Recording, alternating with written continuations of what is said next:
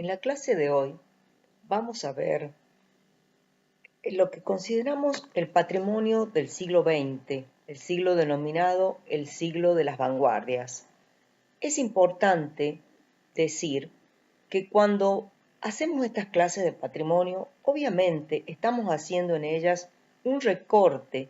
mostrando solo algunas de las obras que en cada época buscaron dar respuesta a los cambiantes modos de vida.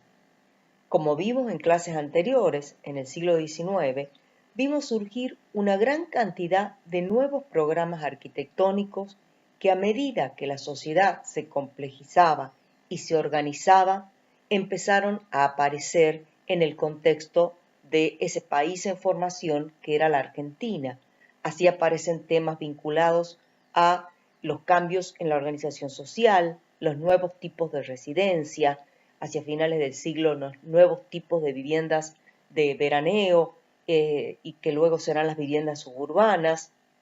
También dentro de lo social, la aparición de los clubes, en lo económico, el patrimonio industrial, el patrimonio de los sistemas de producción, de los sistemas de transporte, en lo político, todos los programas derivados de la organización política del país a partir de la Constitución, y así fuimos mostrando el patrimonio del XIX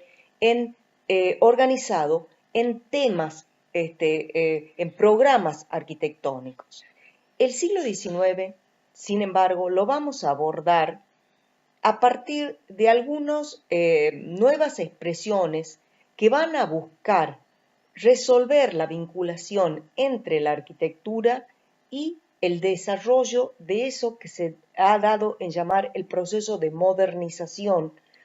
Y lo vamos a hacer a partir justamente de mostrar estas distintas variantes estilísticas que buscan dar cuenta de estos avances, estas nuevas configuraciones en la arquitectura. No quiere decir que no surgen nuevos temas arquitectónicos, nuevos programas, básicamente todo lo que tiene que ver con los modos colectivos de habitar, con las edificaciones en altura, con los programas de recreación y programas de la vida de la sociedad de masas, como pueden ser los edificios de oficinas, los edificios de la gran burocracia estatal o los grandes clubes deportivos. El cine, por ejemplo, es otro programa arquitectónico que surge en el siglo XX. Van a ser programas novedosos para la época. Pero a esta clase, y insistiendo una vez más, que se trata solamente de un recorte de algunas obras que consideramos paradigmáticas en tanto representan cabalmente a la expresión que queremos estar mostrando, vamos a ver una parte de estas manifestaciones, lo cual no implica que van a ser un simple muestrario de un conjunto de obras mucho más amplio que es posible encontrar en cada rincón del país. Estas vanguardias arquitectónicas son parte de ese proceso, como dije, de modernización y metropolización ya muy avanzadas. Es importante aclarar que si bien estos movimientos vinieron a cuestionar al academicismo disciplinar y a las formas de producción arquitectónica, en la Argentina son fenómenos transculturados desde Europa, desde Estados Unidos, por lo cual es muy frecuente que no van a cuestionar las bases más importantes de la arquitectura. De hecho, en muchos casos van a ser realizadas por arquitectos formados dentro de las academias y se van a integrar al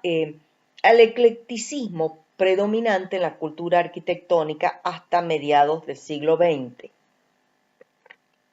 Me importa también explicar que en lo que respecta a la de este patrimonio, va a ser muy dispar la declaración de patrimonio como, digamos, patrimonio protegido en tanto monumentos históricos nacionales, en tanto a protecciones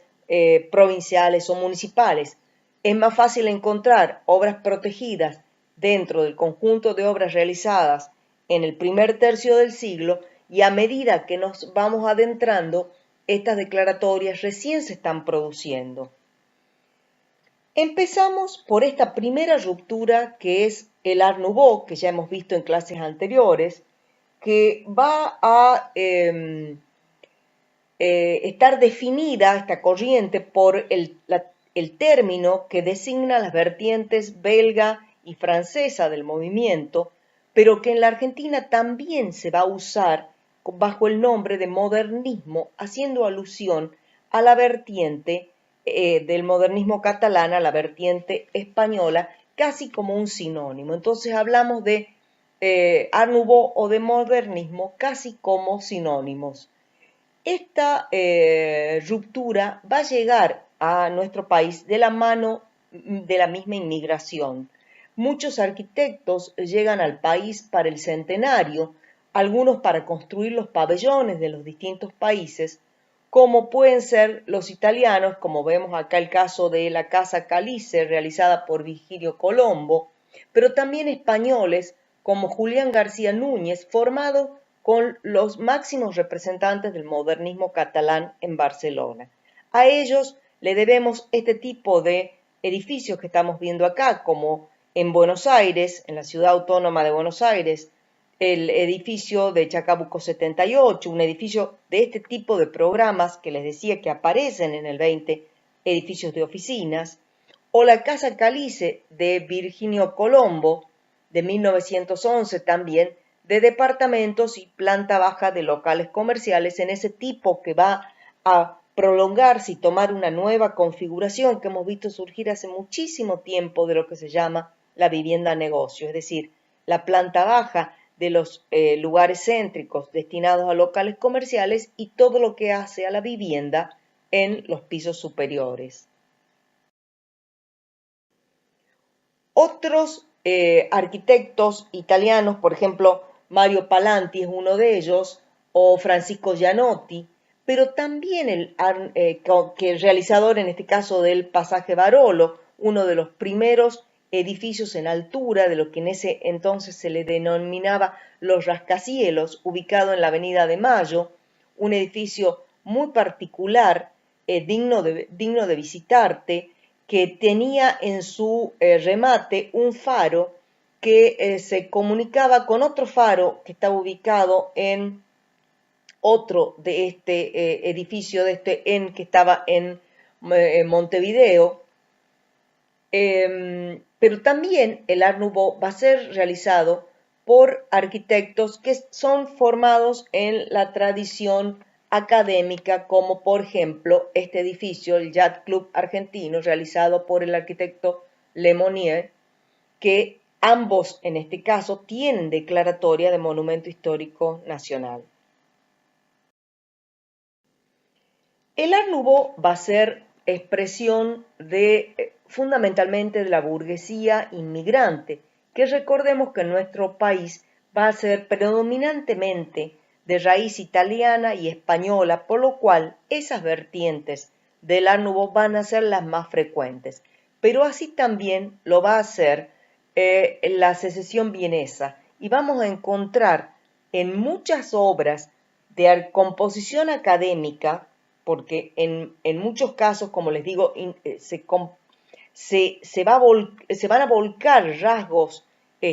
Art Nouveau a edificios que siguen sosteniendo simetrías, composiciones académicas. Esto se va a mantener en toda la arquitectura argentina hasta avanzado el siglo XX, pero como les digo, va a ser la expresión de esa burguesía inmigratoria. Acá vemos los casos de la Casa de los Lirios, realizado por el ingeniero Rodríguez, un arquitecto, un ingeniero español, un programa que surge en el siglo XX, la Casa de Renta, o en Mendoza, la Casa Stoppel, realizada por Víctor Balbino, una vivienda. La idea de ir mostrándoles este patrimonio en distintos lugares del país es para que tengamos una cabal representación de que esto es un muestrario, un recorte aleatorio de lo que podemos encontrar en las distintas provincias, así tanto como en Buenos Aires. El caso en Mendoza de casas como la Casa Gargantini, declarada Monumento Histórico Nacional, o la Casa Giol, muchas de estas casas patronales de los principales bodegueros de la industria vitivinícola mendocina.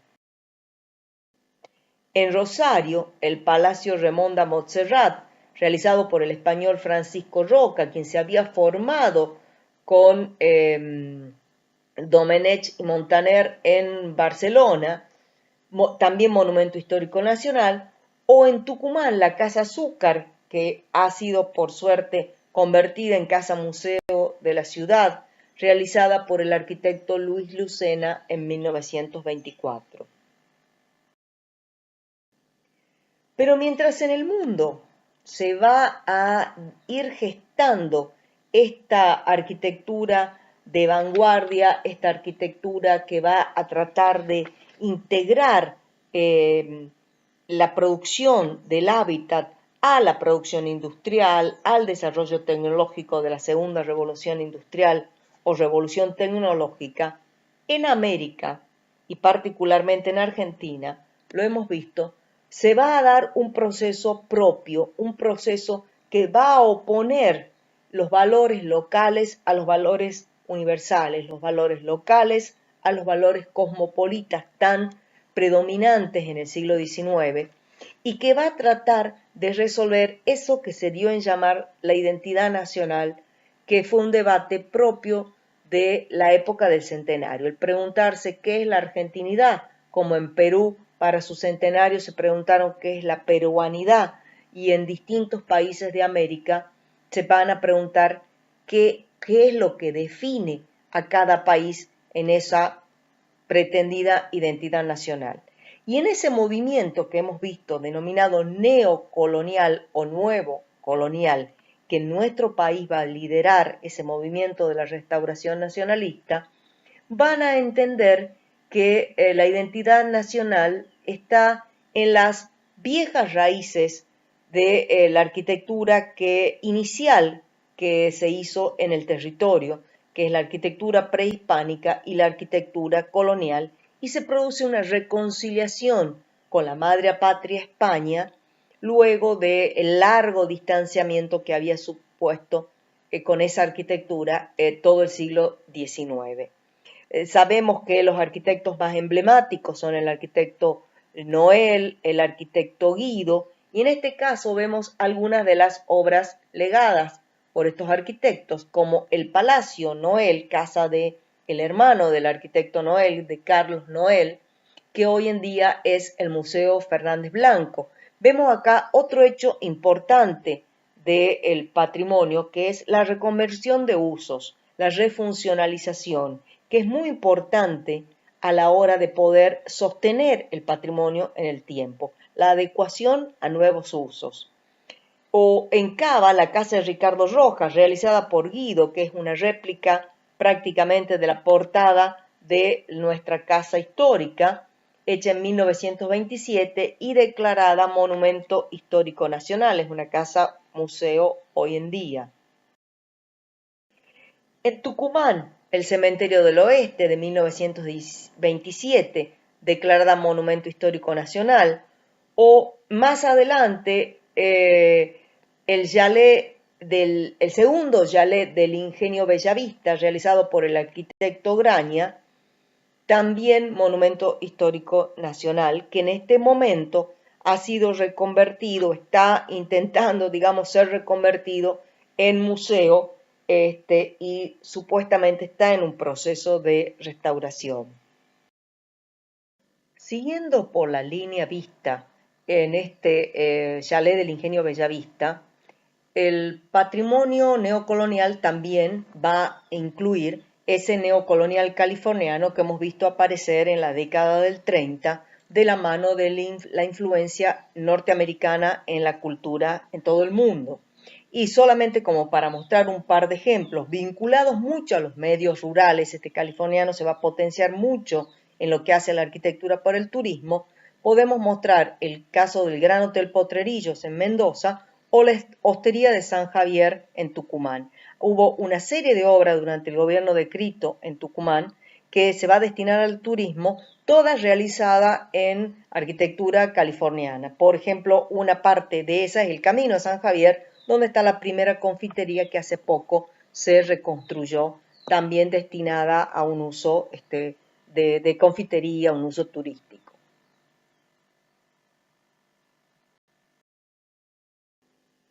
En Mendoza, el Banco Hipotecario Nacional, hay dos célebres sedes que son la de Salta y la de Mendoza.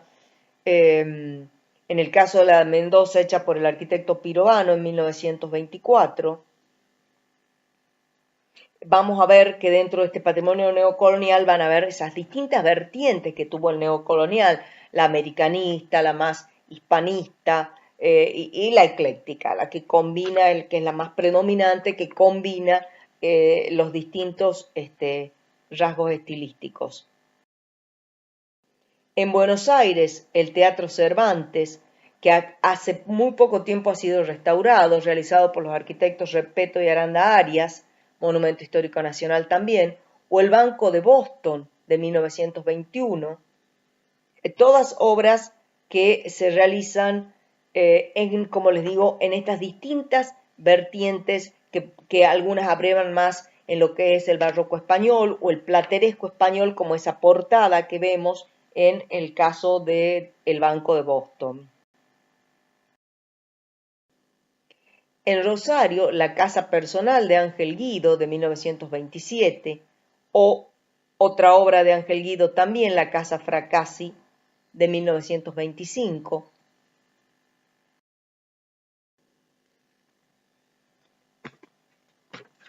Y entramos en lo que sería el legado de este patrimonio, en este caso del Art Deco. Pensemos que la llegada del Art Deco al país es otro fenómeno de transculturación, de un fenómeno gestado en otro contexto. El Art Deco fue la primera imagen de la modernidad, lo moderno, lo geométrico, y se ha valorado por su sobriedad, por su sencillez, y se va a vincular fundamentalmente como primera imagen de la modernidad con los temas más contemporáneos del momento: rascacielos, casas de renta en altura, el cine, que es un programa que aparece a principios de siglo, y otras obras para la ciudad de masas de mediados del siglo también. El Art Deco, con su abstracción y su geometrización, tampoco disuelve los principios académicos, y es común encontrarlo en composiciones simétricas, incluso en los órdenes clásicos geometrizados, cariátides geometrizadas. En su búsqueda de ser la expresión de su tiempo, va a optar por estructuras de hormigón armado en su mayoría, pero las va a revestir de materiales nobles, como el mármol, la madera, etc. Pero tampoco va a renegar, como vemos acá en el cine, teatro, ópera, de algunos de los materiales que se han desarrollado novedosos en esa primera posguerra, es decir, luego de la Primera Guerra Mundial, como es el tubo de luz fluorescente o de luz de neón, las gargantas de iluminación, que va a ser muy emblemático de esta época y que va a dar una característica muy particular al paisaje urbano, con todos los carteles de la propaganda realizados con estos tubos de colores de luz de neón. El Art Deco va a ser realizado por una multiplicidad de arquitectos. Todos los estudios de arquitectura de la época abrazan todas estas expresiones. Así vemos el teatro ópera, hecho por el arquitecto Bourdon, ya Movimiento Histórico Nacional, o la Casa del Teatro, realizada por el arquitecto Alejandro Virasoro, a quien hemos visto formar parte de los arquitectos más importantes de lo que después vimos como el movimiento moderno, en este caso de 1927, también Monumento Histórico Nacional. Pero vamos a ver mucho Art Deco barrial, mucho Art Deco que se hace en la periferia de las ciudades, realizado por constructores anónimos, donde va a ser un Art Deco de fácil realización porque sus ornamentos son económicos, son fáciles de realizar y entonces ese Art Deco va a sobrevivir por muchos años más que dentro de los principales estudios de arquitectura que pronto van a dejar esta expresión del Art Deco por una versión más, digamos, avanzada, si se quiere, de lo que es la estética del movimiento moderno. Seguimos viendo ahora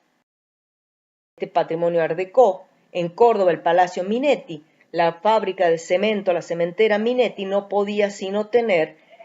una obra realizada en una expresión de vanguardia. En este caso, el Art Deco. Miren esas imágenes realizadas, estas figuras humanas geometrizadas que representan esa coronación del Palacio Minetti. En Rosario, el edificio Boero de 1930, también el Art Deco va a insertarse en este tema de los edificios en altura, de los rascacielos, gracias a normativas de edificación que valoraban el coronamiento de los edificios y establecían la disposición de hacer escalonamientos hacia arriba de los edificios para propender a que entrara la luz solar en las calles. Esto va a colaborar con esa figura escalonada, como si fueran las pirámides propios del Art Deco. En Tucumán, por ejemplo, dos viejos cines emblemáticos que hoy en día ya no son cines, ya hace mucho tiempo que no son cines, el Cine Edison de 1935 y el Majestic de alrededor de 1930. Edificios que obviamente en Tucumán se quiso demoler, el Cine Edison, hubo toda una movida para impedir que este cine se demuela. Había sido ya el boliche Metrópolis, como ven ahí en el cartel, y es como todo el patrimonio tucumano, tiene un destino sumamente incierto. Lo mismo pasa con el Cine Majestic, donde hoy en día hay locales comerciales. Y llegamos al patrimonio racionalista, la arquitectura producida por el movimiento moderno. Esta arquitectura, entre el año 30 y el 50, va a ser la expresión de una fracción de la sociedad argentina vinculada a las vanguardias internacionales. La visita de Le Corbusier en 1929 le va a dar impulso a esta arquitectura, pero en un sector de jóvenes profesionales, de estudiantes de arquitectura, que van a plasmarse en obras recién posterior a la década del 50. Entre el 30 y el 50, las principales obras van a ser realizadas por arquitectos tradicionales, como Bustillo, o los estudios de Sánchez Elía Peralta Ramos, Viraben y la calle Alonso, y va a ser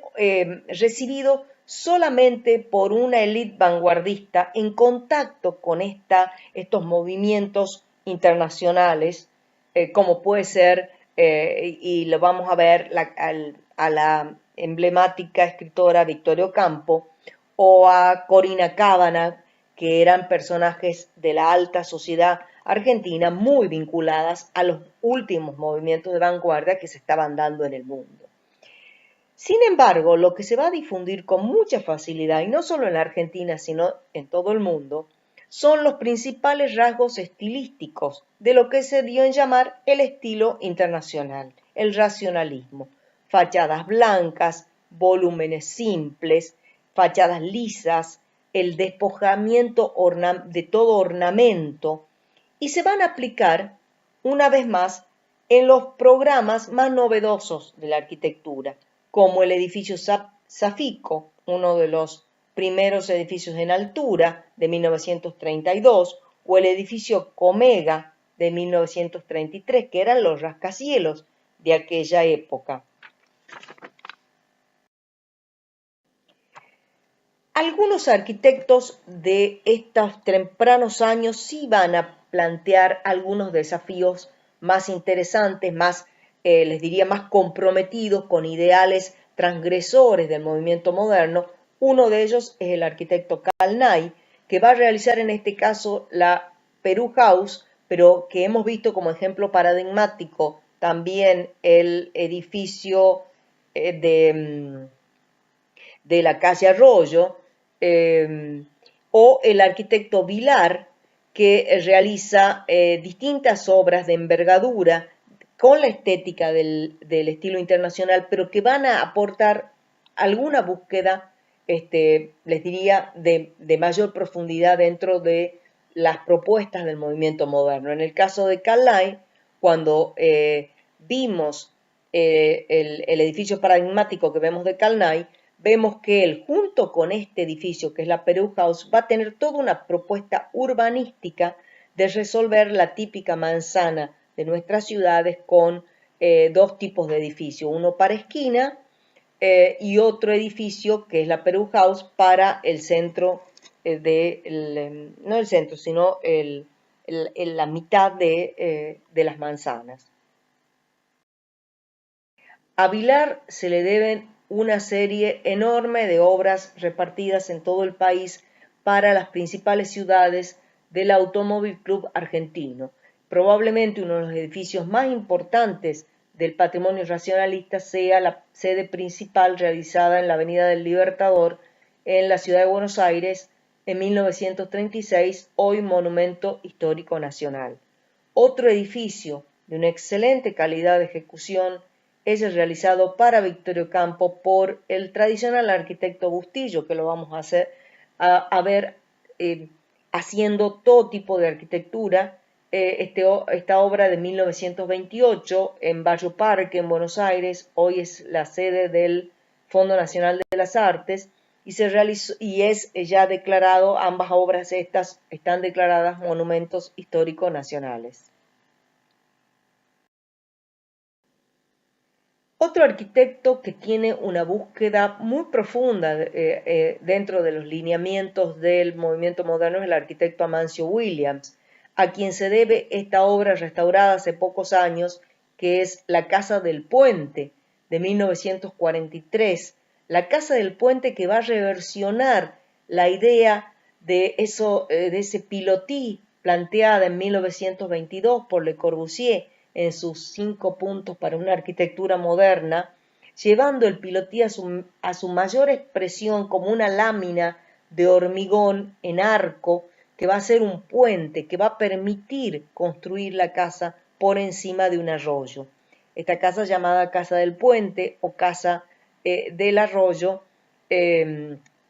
va a ser una de las obras cumbres realizadas por Amancio Williams y parte de lo más valioso del patrimonio racionalista en nuestro país. Y en Tucumán va a haber también una figura muy interesante, es el arquitecto Sacriste, que hace esta primera obra con este lenguaje todavía tímidamente moderno, porque en su interior se pueden reconocer todavía la presencia de ciertos rasgos académicos, que es la Casa Terán Echecopar, que fue recibida en el medio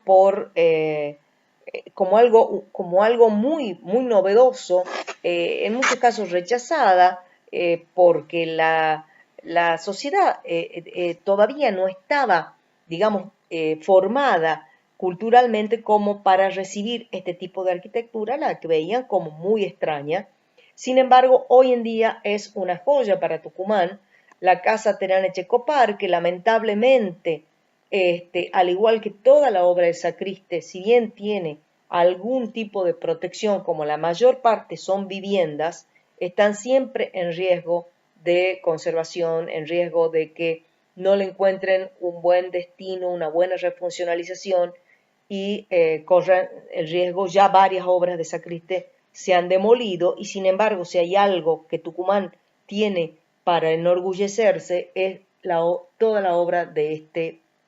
arquitecto que fue profesor de nuestra facultad. Vemos acá un folleto de su obra, tiene obra tanto en la ciudad como en las villas de veraneo en las montañas. Y bueno, es una obra que merece protegerse en los próximos años. La última de estas obras que vamos a mostrar es eso que se ha dado en llamar la arquitectura monumental del Estado o arquitectura imperial. Esa arquitectura que busca representar a ese Estado que a partir de la década del 30 se constituye como el Estado fuerte, el Estado benefactor, que va a generar una enorme burocracia estatal y que va a querer transmitir con la arquitectura esa imagen del Estado poderoso, fuerte, solemne, imponente, de la mano de la década infame, todos los gobiernos militares de la década infame, pero que va a tener continuidad en el gobierno de Perón,